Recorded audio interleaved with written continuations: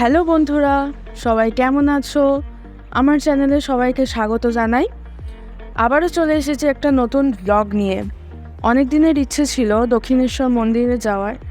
খুব একটা দূর নয়, তাও পড়াশোনার চাপ, কাজের চাপের জন্য হয়ে ওঠেনি।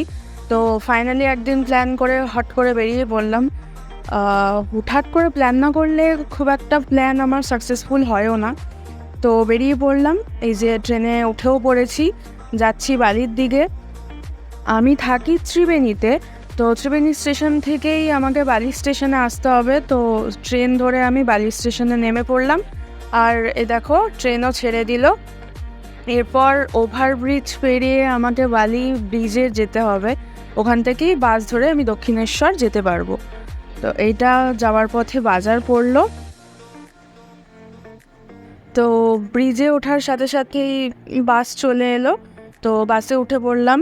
এই যে গঙ্গা পেরোচ্ছি, আর ওই যে দেখা যাচ্ছে দক্ষিণেশ্বর মন্দির।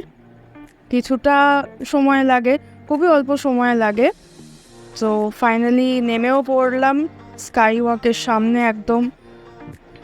এই যে স্কাই ওয়াকের সামনে, এবার এসকেলেটর দিয়ে উপরে উঠতে হবে।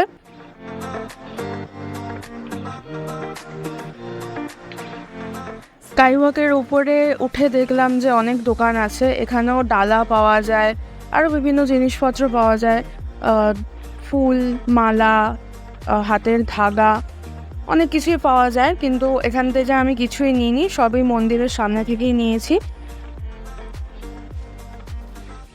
এই যে এটা হচ্ছে স্কাইওয়াকের একদম শেষ প্রান্ত। তো বাদিক থেকেই মন্দিরের সামনে যেতে হবে।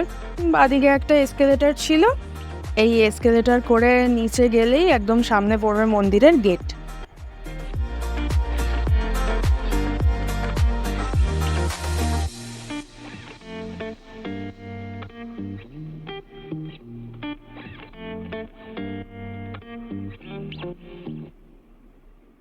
তো ফাইনালি আমি দক্ষিণেশ্বর মন্দিরের গেটের একদম সামনে। তো গেট দিয়ে ভিতরে ঢুকলাম, বাদিকেই পার্কিংয়ের বিভিন্ন ব্যবস্থা ছিল, আর ডান দিকে এই বড় একটা হোটেল, এখানে খাবার দাবারও ব্যবস্থাও আছে। তো এখানে থাকতেও দেয়, আমি ঠিক জানি না।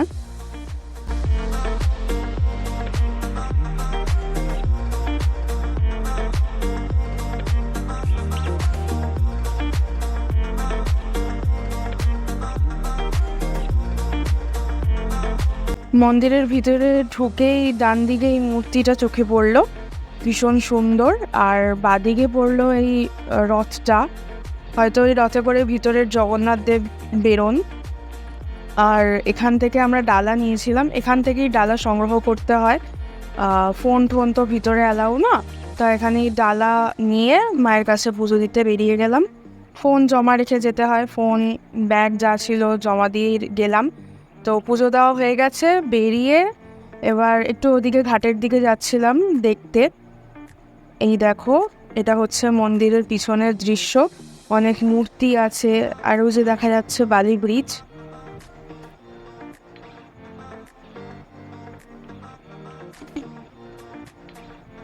এই মূর্তিগুলো নতুন করেছে, আমি যতদূর মায়ের থেকে শুনে গেছিলাম এগুলো কিছুই ছিল না।